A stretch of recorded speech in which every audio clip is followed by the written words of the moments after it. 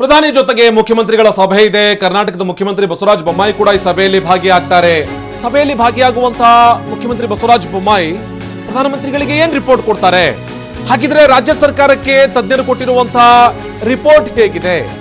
ಏನೆಲ್ಲ ಕ್ರಮಗಳನ್ನು ತೆಗೆದುಕೊಳ್ಳೋದಕ್ಕೆ ಸೂಚಿಸಿದ್ದಾರೆ ತಜ್ಞರು? ಇಂತಿಂತ ಕ್ರಮ ತೆಗೆದುಕೊಂಡ್ರೆ ಕರ್ನಾಟಕವನ್ನ ಸುರಕ್ಷಿತವಾಗಿಡೋದಕ್ಕೆ ಸಾಧ್ಯ ಆಗುತ್ತೆ, ಬೆಂಗಳೂರನ್ನ ಕೊರೋನಾ ಹೆಮ್ಮಾರಿಯಿಂದ ಬಚಾವ್ ಮಾಡೋದಕ್ಕೆ ಸಾಧ್ಯ ಇದೆ ಅಂತ ಹೇಳಿ ಏನು ವರದಿ ಕೊಟ್ಟಿದ್ದಾರೆ?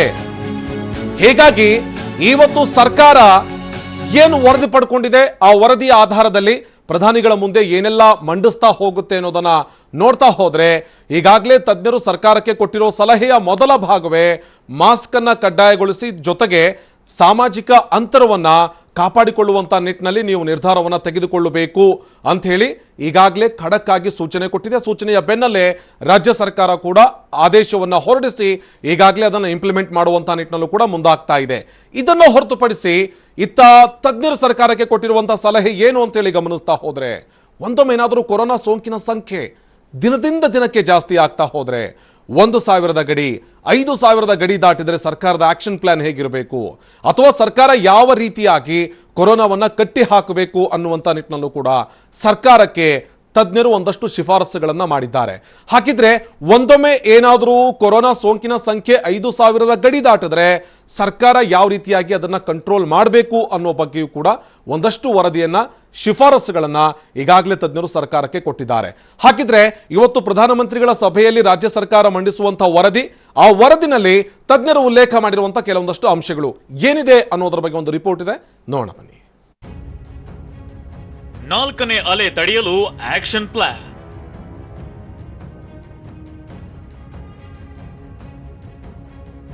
ಸರ್ಕಾರಕ್ಕೆ ತಜ್ಞರು ಕೊಟ್ಟ ಸಲಹೆಗಳೇನು?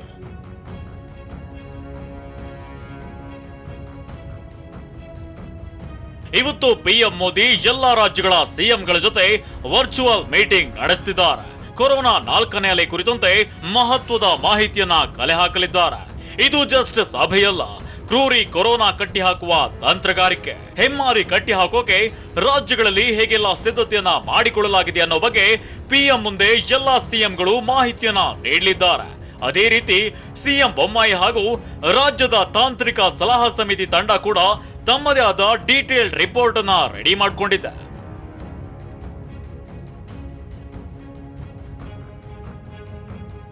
ಈಗಾಗಲೇ 3 ಅಲೆಗಳನ್ನ ಎದುರಿಸಿರೋ ರಾಜ್ಯ ಸರ್ಕಾರ ಸಾಕಷ್ಟು ಅನುಭವವನ್ನ ಹೊಂದಿದೆ.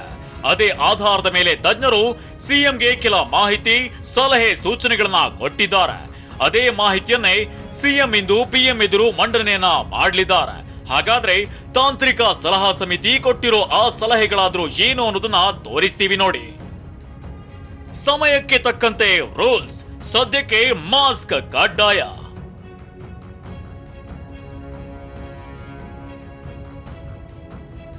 ಕೊರೋನಾ 4ನೇ ಅಲೆ ನಡುಕ ಹೆಚ್ಚಾಗ್ತಿದ್ದಂತೆ ಸಿಎಂ ಬೊಮ್ಮಾಯಿ ಫುಲ್ ಅಲರ್ಟ್ ಆಗಿದ್ರು. ಕೂಡಲೇ ತಜ್ಞರ ಜೊತೆ, ಅಧಿಕಾರಿಗಳ ಜೊತೆ ಸಭೆ ನಡೆಸಿ ಕೊರೋನಾ ಕಂಟ್ರೋಲ್ಗೆ ಕೈಗೊಳ್ಳಬೇಕಾದ ಕ್ರಮಗಳ ಬಗ್ಗೆಯೂ ಚರ್ಚಿಸಿದ್ರು. ಈ ವೇಳೆ ಸರ್ಕಾರಕ್ಕೆ ತಜ್ಞರ ಸಮಿತಿ ಕೆಲವೊಂದು ಸಲಹೆಗಳನ್ನ ನೀಡಿತ್ತು. ಅದೇನು ಅಂದ್ರೆ, ಸದ್ಯ ಬೆಂಗಳೂರಿನಲ್ಲಿ ಕೇಸ್ಗಳ ಸಂಖ್ಯೆ ಕಡಿಮೆ ಇರೋದ್ರಿಂದ ಎಲ್ಲರೂ ಮಾಸ್ಕ್ ಗಳನ್ನ ಧರಿಸೋದು ಕಡ್ಡಾಯಗೊಳಿಸಬೇಕು. ಜೊತೆಗೆ ಕೆಲಸ ಮಾಡುವ ಸ್ಥಳಗಳಲ್ಲಿ, ಸಾರ್ವಜನಿಕ ಸ್ಥಳಗಳಲ್ಲಿ ದೈಹಿಕ ಅಂತರವನ್ನ ಕಾಪಾಡಿಕೊಳ್ಬೇಕು. ಒಂದ್ ವೇಳೆ ಕೇಸ್ಗಳ ಸಂಖ್ಯೆ ಹೆಚ್ಚಾದ್ರೆ ಅದಕ್ಕೆ ತಕ್ಕಂತೆ ಕಠಿಣ ರೂಲ್ಸ್ ಗಳನ್ನ ಜಾರಿ ಮಾಡಲು ತೀರ್ಮಾನಿಸಲಾಗಿದೆ ಎನ್ನಲಾಗಿದೆ.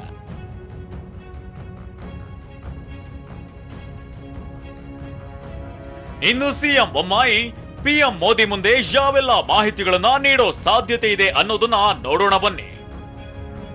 ಇವತ್ತು ಪಿಎಂ ಹೈ ವೋಲ್ಟೇಜ್ ಮೀಟಿಂಗ್ ನಲ್ಲಿ ಪಾಲ್ಗೊಳ್ಳಲಿರುವ ಸಿಎಂ ಬೊಮ್ಮಾಯಿ ರಾಜ್ಯದಲ್ಲಿ 4ನೇ ಅಲೆ ಕುರಿತಂತೆ ಸಂಪೂರ್ಣ ಮಾಹಿತಿಯನ್ನ ತಜ್ಞರಿಂದ ಪಡೆದಿದ್ದಾರೆ.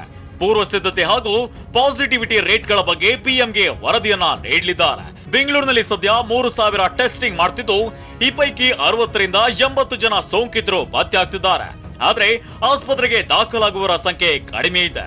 ಜೊತೆಗೆ ರಾಜ್ಯದಲ್ಲೂ ಪಾಸಿಟಿವಿಟಿ ರೇಟ್ ಕಡಿಮೆ ಇರೋ ಬಗ್ಗೆಯೂ ಮಾಹಿತಿಯನ್ನ ನೀಡಲಿದ್ದಾರೆ.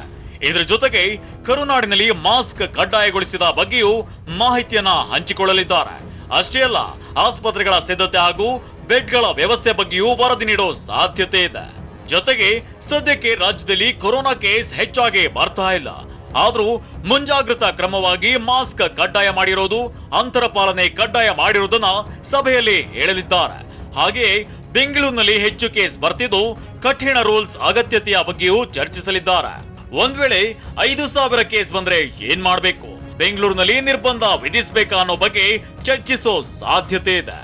ಬೆಂಗಳೂರನ್ನೇ ಫೋಕಸ್ ಮಾಡಿ ಮೋದಿ ಜೊತೆ ಚರ್ಚಿಸಲಿರೋ ಸಿಎಂ ಬೆಂಗಳೂರಿಗೆ 50-50 ರೂಲ್ಸ್, ಸಭೆ ಸಮಾರಂಭ, ವಿವಾಹಗಳಲ್ಲಿ ಜನಮಿತಿ ಹೇರುವ ಬಗ್ಗೆಯೂ ಮೋದಿಗೆ ವಿವರಣೆ ನೀಡೋ ಸಾಧ್ಯತೆ ಇದೆ.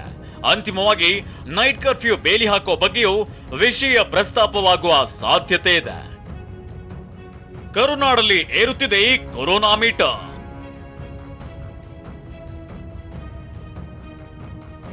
ರಾಜ್ಯದ ಪೈಕಿ ಬೆಂಗಳೂರಿನದೇ ಸಿಂಹಪಾಲು.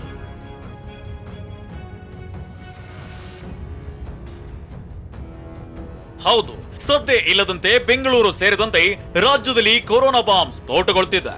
ಈ ಪೈಕಿ ನಿನ್ನೆ ಬೆಂಗಳೂರಿಗೆ ಹೆಮ್ಮಾರಿ ಕೊರೋನಾ ಮತ್ತೆ ಬಿಗ್ ಶಾಕ್ ನೀಡಿದೆ.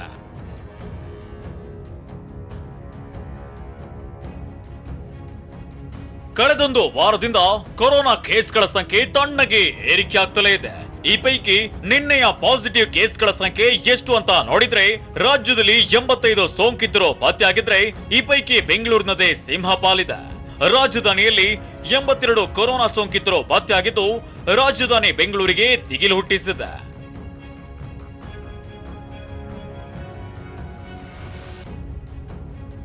ಇನ್ನು ಡೆಡ್ಲಿ ಕೊರೋನಾ ಪಾಸಿಟಿವಿಟಿ ರೇಟ್ ಎಷ್ಟಿದೆ ಅನ್ನೋದನ್ನ ನೋಡಿದ್ರೆ ಕರ್ನಾಟಕದಲ್ಲಿ 1.18% ಅದರಂತೆ ಬೆಂಗಳೂರಿನಲ್ಲಿ ಕೊರೋನಾ ಪಾಸಿಟಿವಿಟಿ ರೇಟ್ ದಿನದಿಂದ ದಿನಕ್ಕೆ ಏರಿಕೆ ಆಗ್ತಿದ್ದು 1.19% ಪಾಸಿಟಿವಿಟಿ ಈಗ 2.28% ಜಿಗಿದಿದೆ.